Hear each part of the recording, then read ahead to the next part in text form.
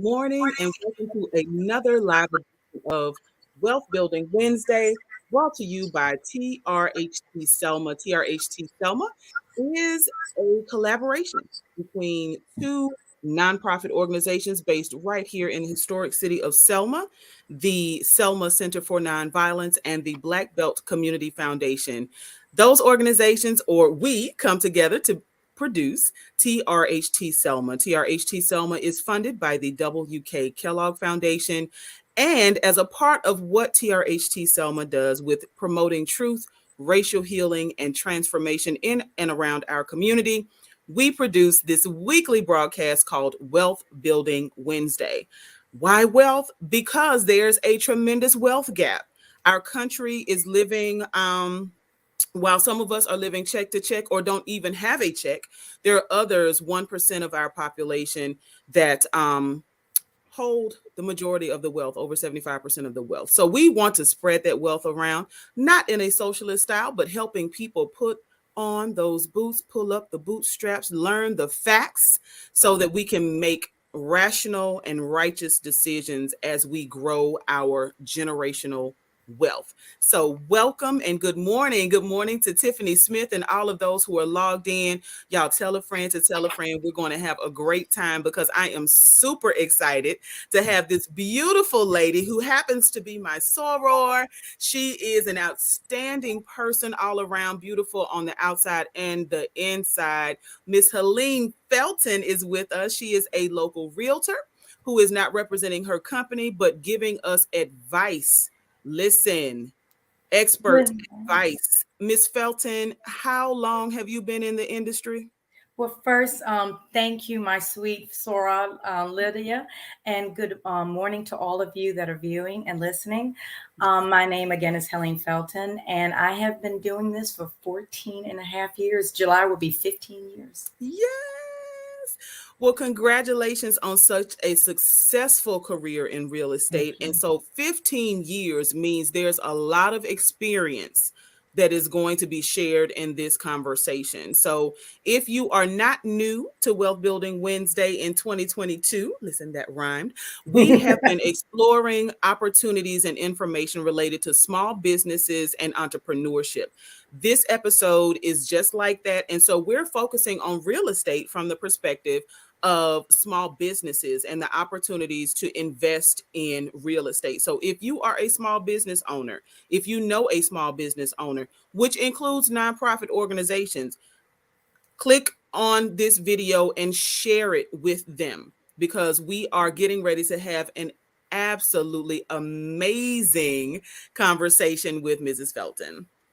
So we have lots to get to. Wanted to ask you first about small businesses and if there are situations when small business owners may want to consider leasing instead of purchasing a property. I know that we have definitely seen a lot of property acquisition over the last year or so with even with people suffering during the pandemic, there have been a lot of new businesses established, right? So when we're establishing a business and we're considering whether we want to position ourselves as a person who is entering into a lease agreement or a purchase, are there situations where leasing just makes more sense? Yes. Good morning again. Just think, as we had discussed a little earlier, if you're starting a brand new business and you don't know where you are going, it would be not advantageous for you to just buy, because do you know will that business be successful? And then you're stuck with this building that you may not be able to move right away. Also, if you're buying the building, you have to have capital, you have to have money, you have to have something to put down. You just can't walk into a bank and say, hey, I just want to buy this and I'm a new business. And also, too, buying a business compared to buying a home, you may have a 30-year mortgage with a home, but you may only have 10 years to buy that building. And that may be a $200,000 building, $300,000, 80. You don't know, until you delve into it deeper. But with leasing, at least you can, say I can put a certain amount down. I can pay for it monthly. You can negotiate how long it's going to be. And if the business just isn't going to work, you can walk away a little bit better from leasing, in that amount of time. Now, God forbid if you got a long-term lease, which I sincerely would not suggest, Okay. because if you're starting a new business, you don't want to jump in all the way and not knowing where you're going to go. And so the lease, you have a chance to, you don't have to put as much capital into leasing as you would have to be into a building, because that building is going to be yours if you make it or if you break it. You're going to have to own that building. But at least with a lease, you can kind of say, okay, I'm going to try it, see how far I can go. But as discussed, what if you go into a building, you're going to have to totally renovate it. You're going to have Mm-hmm. to make changes to it. And then guess what? You can't, unless it's like operating, like restaurant tables or whatever, you can take that back with you. But Right. like I said, if you made beautiful lights or whatever, and you really changed it to where if you pull it, you're going to cause damage to the property. And of course, you cause damage to the property, that owner is going to make you pay for that. And then, of Right. course, if you want to get out the lease, you're breaking a lease. And if you've only been in there 3.5 years, you may have to pay that last year and a half if you're in there or not. But Wow. yeah, so you have so much to consider. I always tell people, take a notebook and you write the good and the bad, the pros and the cons. How would this be beneficial to me? And then also too, you can't walk in there and thinking if you don't have any money, meaning you have expenses even with your employees and everything. Always remember, with business, you're always the last one to get paid. And so, Mhm. and guess what? If you get paid at all. Right. So, but guess what? That gas bill has to be paid, light bill has to be paid, water bill has to be paid. The people working there have to be paid. And then do you have enough capital set aside for that rainy days? And I'm going to tell you, COVID has destroyed a lot of businesses to non-existent. They're not even in business. So guess what? You may still have a lease to pay or a commercial mortgage to pay. And now Wow. you're no longer in business. What do you do? And those SBA loans only helped, but so much. They do not help with renovations and things like that. Now, SBA loans will help you to buy, but it's very limited on what you can do. And they usually like established businesses as well. So you got to do your pros and cons. At least with leasing, you don't have to put up as much money Hmm. as well if you do to buy. But also, if you do renovations to a leased property, that now belongs to the owner of that building. Lots of things to think about. But as you said, if you're a brand new business, to maybe try to know how well you're going to do, like give Yes. yourself a couple of years before Yes. investing in real estate. But yeah, that's the ideal situation. But to each his own. Do your Right. list. Follow Mrs. Felton's advice. Do your list, your pros and your cons, to figure out which approach is going to be best, because you don't want to create a situation, oh my goodness, where you're in this long-term lease. And that's a term that you use. So for some folks, how do we gauge whether it's a long-term or a short-term lease when it comes to commercial leasing? Well, that's going to be up to the owner, because like look at the former Winn-Dixie that Hmm. was on Highland. They were, I think, 20 plus years. And when it Right. came when it came time, they said, hey, we can build. And when I think when Dixie and the owner could not come to the meeting of the mind, when Dixie says, we got this, and they built. And Yeah. sometimes you can be penny wise and pound foolish, meaning I would rather have a little something than all of nothing. So if someone told me they can't increase the money or whatever, but they could still stay or where they're at, I'd rather kind of suck it up and take that than you leave. And now I'm getting Nothing. absolutely nothing. And that's what happens with a lot of business owners. They may think, hey, I can wait for the next person. But when you have a 15,000 square foot building, not everybody can jump in there and rent from there, because I can't even imagine what that rent is, Right. and how much to go in it. So, and then also, like I said again, you're looking at long term and short term, and how are you going to do? How, what kind of business are you choosing? Is that business conducive? You know, you may be a good cook, and honey, everybody loves your cooking, but now you've opened it, and is anyone going to support you? Right. And so you have to be, and you know, and location, it is true. Where are you Yes. putting this business? You Right. know, and then I have seen businesses that have been in the worst locations, but they thrive because of notoriety and Hmm. reputation.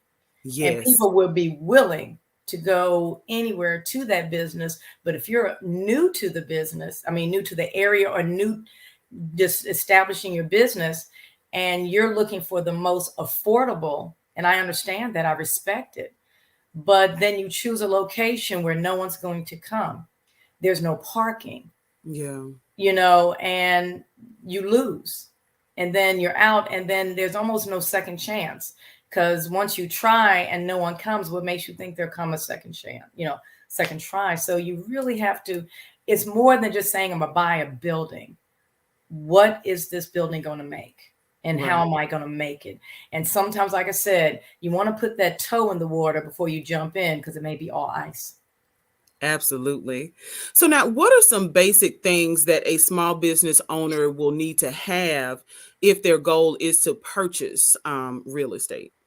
Purchasing, or even leasing, I would even suggest, just for anybody in business, Hmm. you got, of course, one of the crucial things is a lender. Who is your lender going to be?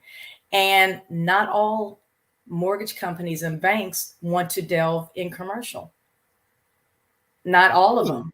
I'm dealing, I is something as a blessing that I have dealt with everything almost you're asking, like nonprofit, businesses. I'm even dealing with somebody that wants to buy multiple houses on one pot land, and I just knew this one lender would help, and she says no, we don't deal with that, and she gave me other lenders that possibly can help. You don't have to always go with your lender that you work with at your bank. If they're not giving you what you need, and they're not saying the numbers you want to hear, you can go elsewhere. Honey, I tell anyone, a bank wants you. Their objective is to get your business. But if they're not swooning you and sweet talking you like you want to hear it, go to the next one. So a good lender, and someone, and you want to stay, I would almost suggest, almost stay with, I mean, have multiple, like let's say you get your foot in the door with certain banks, but if you have Mhm. one good lender that knows you and knows you're good for it, every time you approach them, maybe with another business, they'll be more than likely help you than someone that doesn't know you, even if you're established. That's Okay. small or large. Then the next thing you got to have is a good CPA. Okay. You got to, because they're going to help you and tell you what moves to make based on your finances. So if you don't have a CPA, you're kind of going out there blind and thinking, you know, as they say, we don't know it all. So having a good lender, CPA, and honestly, you need an attorney, a good Mhm. attorney. And I always tell people, all attorneys not created equal, like all doctors aren't created equal. Like, you're not going to go for a broken foot to a cardiologist. So you may have corporate lawyers, divorce lawyers, there are all kind of lawyers. Make sure this is a lawyer that understands business and how to make sure, like, you know, for LLCs, corporations, whatever, how to make Mhm. sure your money is right. So you have to find a lawyer that is going to be specific for you in business, not just your best friend that you grew up in high school and now they have a law office and you're going to go in that route. And then the person that's going to help you buy, your Yeah. broker, your agent, that person, you have to sit down and talk, tell them what you need, tell them, you know, what is your interest. And honestly, now we're in a small community of Selma, but Mhm. you have bigger communities that's all they do is commercial properties. Someone only does land, somebody only deals with buyers, someone only deals with sellers. But in Selma, with threshold. Anything that comes across that door, we got to take. We're not in that position for me just to say, oh, I just work with selling houses and that's all I work with sellers. I just work with buyers. I just work with commercial. Now, the bigger land people, brokers or agents, you have Mhm. some people that just work strictly in this area. They don't touch buildings, houses, or commercial. They do work with land and land Okay. only.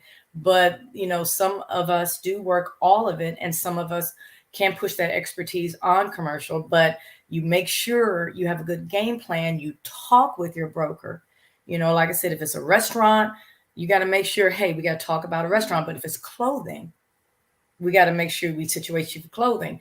All businesses may not fit in a place, and that's why communication is key. Listen, and throughout the responses that you've given, I keep hearing this recurring theme of do your research, Yes, right? So right. that when you're identifying the lender, the CPA, the attorney, even the broker or Yes, realtor that you're working with, that you know what you want, right? right.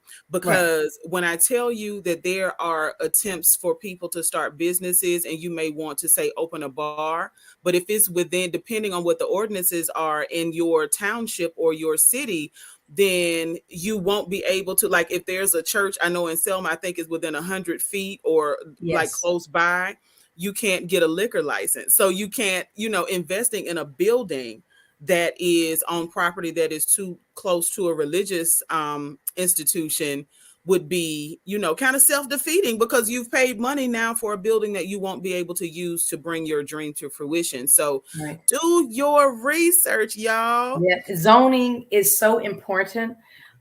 Even dealing with private, someone just buying a home. I deal with a lot of people who want to buy a manufactured home or have it, and they'll say, "Help me," and I was like, "Okay." There are restrictions, covenants, and Hmm. everything. And that's the same thing with businesses. Just because you can buy it and just because it's yours, don't mean you can necessarily do what you want. Right. And zoning, like even me, I'll do my best. I have helped, when people said I want to buy this, but Helene, I want to make sure, what can I do? And you can call to your city, call Hmm. city hall and Hmm. say, what is the zoning for this area? And there's no, I don't care, like I tell people, just because you can, should you, meaning just because it's $10,000 for that land, you're thinking you're getting the deal of the century. Now you bought it, but then you bought it and you can't do anything with it. Right. You need to know everything, because sometimes they get that money, they get that desire, they run. I found the building, I found this, I'm ready to jump in it. Now you've done all that, but now you found out like you said, I've seen a business in this community where they bought it, they wanted to open a restaurant, they wanted to have cocktails, liquor, Hmm. whatever, and a church shut it down. And Yep. these people had started already the renovations. They even had the commercial equipment in there for the kitchen. I Mm. mean, I was devastated for them. But then they did not do their homework. Yeah. And then who sold them the building? Not necessarily. Now, I'm going to tell you, Alabama is a buyer beware state. It Um, is. Caveat emptor. We don't have to, the seller does not have to prove anything to you. I tell Hmm. buyers of anything, do your research again. Like as a realtor, honey, my goal is to make that property look good. I don't care if it's a pawn shop to the left. I don't care if it's cows to the right. I don't care if it's a dumpster to a big dump, site. That's not my problem. I'm supposed to make that building look good.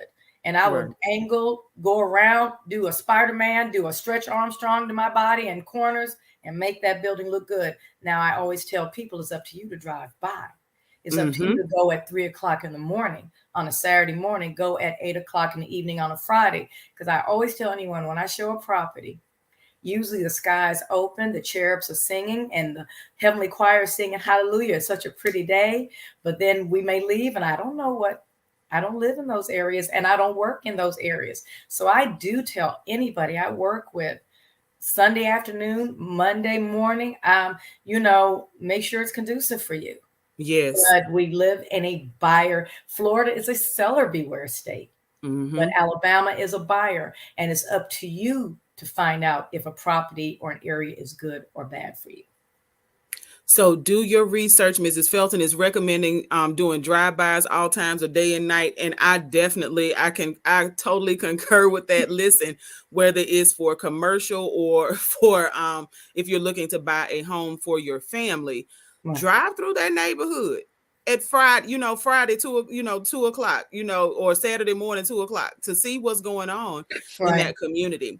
So now, what are some reasons, or are there any reasons that a small business owner, say I have a sole proprietorship, Right. and I'm looking to purchase real estate, is there a reason, or should I transition to something like an LLC or corporation or some sort of corporation?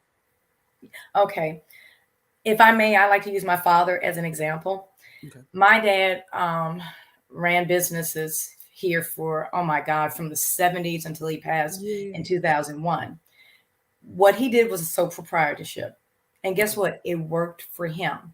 Okay. But in this day and age, would it work? And I want to say no. But Okay. of course, this is my opinion. Of course, anything I say, please research it and check. The reason is I have learned because, we do what our families did or what someone previously did, and we follow in their footsteps. And I'm no different. So, how my daddy ran business, I ran business like him. Okay. And I'm not saying he ran business wrong because he was very successful, but I should have made changes. And I finally did, but I should have did it a long time ago. And I learned that when I did apply for SBA loans, because Okay. all my businesses were falling under my social security number. And I have three Right. businesses. So Yeah. my laundromat was under my social. My rental property was under my social. Even though I filed Schedule C's, did all my due diligence, I was correct Hmm. even as a real estate agent. It was under my social. So when SBA was viewing me, everything kept popping up under my social and I kept hitting brick walls. They would only almost recognize only one business. Mm. And then I had to work so hard to prove I wasn't doing anything wrong. I actually had businesses, and I proved that by my tax filing. Okay. So now I have turned over all my businesses, including myself as a realtor, to LLCs. And Okay. how that helps is, let's say if you made $100,000 a year Hmm. and you profited, you paid all everything you pay, and you still maybe are worth 60,000. Hmm. You're going to be taxed on that 60.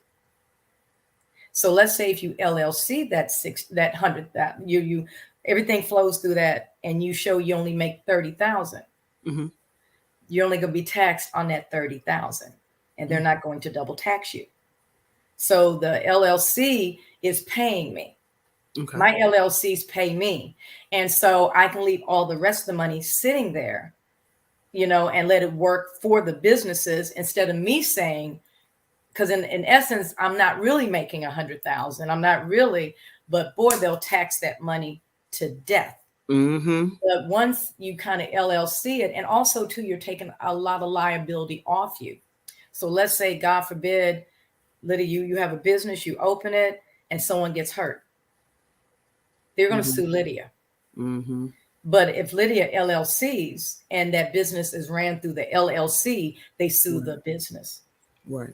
So you're trying to take as much off of you as you can. But of course, it's yours. And of course, if you have others within that LLC, you have to work together and meeting of the minds. But I was a sole proprietor, and now I am an LLC, and all my businesses are LLC. But don't think that just because you're an LLC that you automatically, boom, I can start buying stuff and that, now I Okay. got this LLC, I'm ready to go.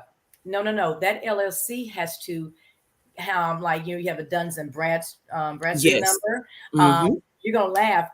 I didn't know my laundromat had one forever, but no, this is even funnier. It was in my mama's name.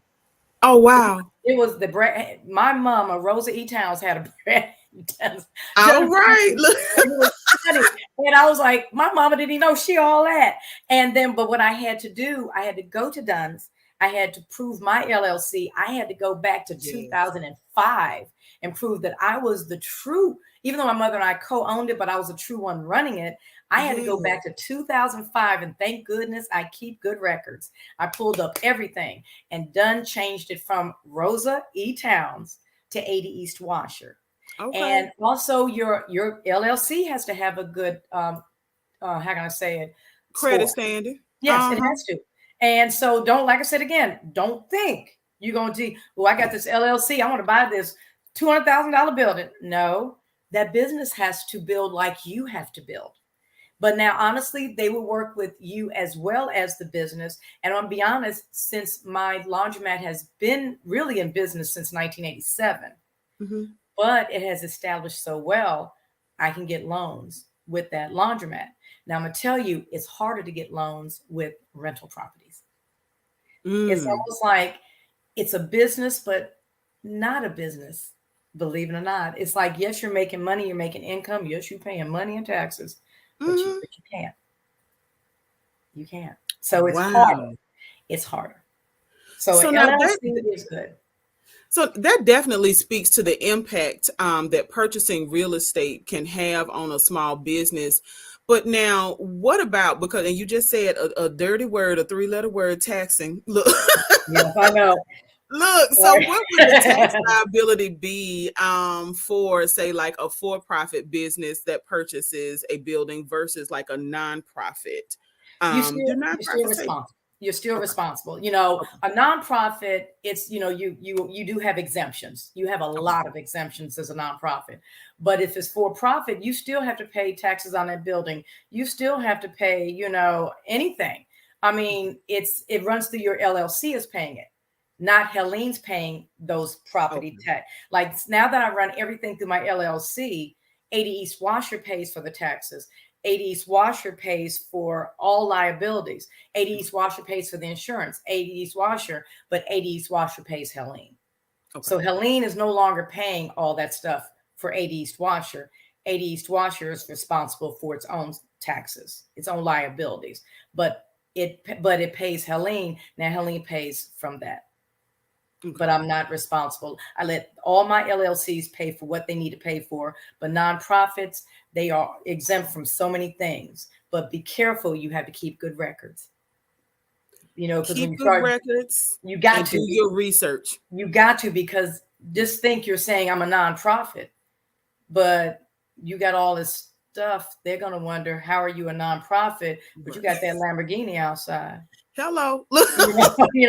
You got a whole bunch of things. How are you a nonprofit? What is your nonprofit doing? Like you're doing things for people, and you can Yeah. show it, you can prove it. When I did, I'll admit I got a loan SBA for my laundromat. If they Mhm. showed up today, I can take them and show them everything in that laundromat: plumbing, electric, machines. You better back your words up, because taking money and not showing what you're doing with it, and then you're saying you're a nonprofit, then where's the money going? What are you putting the money toward? And that's the same thing with the building. That building has to be used for what you're saying it's going to be used for. Not, and if you are making money, then you still got to show, is that money going back to what you're doing for that nonprofit? Not Okay. that, well, I got extra space and let me go ahead and open up a such and such a thing and blah, blah, blah. No, you bought that building solely for that nonprofit. You can't now go open up a laundromat on the side and say whatever. No, but then if you are opening up, you better be letting people wash for free, because that's part of your Okay. nonprofit. You're helping the homeless or whatever. Right. You cannot be lining your pockets just because you're saying it's a nonprofit. Listen here, do your research, because the IRS and all of these agencies that we can use to apply for, they will do theirs. Even if we don't do ours, they will do theirs. They So will check. They're I like am, Santa Claus. They check their list. yes, Being naughty and nice and checking it twice. So yes, yes. you better stay on it, because it's so people want to jump into nonprofits so quickly because Mm-hmm. they're thinking, I got this. Mm-hmm. But do you really have this? Yeah. Well, I am super excited. I know we did not get to all the questions, but we have had 30 minutes of amazing conversation. And that just Thank you. simply means that you are going to have to come back and see us on I don't Wealth mind. Building Wednesday. Yes, you have been tuned in and watching Wealth Building Wednesday, and this is so exciting because I am proud to welcome Mrs. Helene Felton to Thank you. the Wealth Building Wednesday family. She's a realtor. Again, her commentary was not a reflection of her company, but of her 15 years of experience as a real estate agent and realtor in the Selma, Alabama community and surrounding areas. She's not limited to Selma. She can sell anywhere in Alabama. So we are super excited to have her as a part of our family, and we definitely will be inviting her in quite often, actually, because real estate is actually one of those questions, one of those areas that folks constantly have questions about. So we are excited to have you be a part of the conversation. So thank you so much for being Thank here. you. Thank you all for tuning in. And until next Wednesday, listen, it's a beautiful day outside. Get outside and start building that wealth, please. Thank you.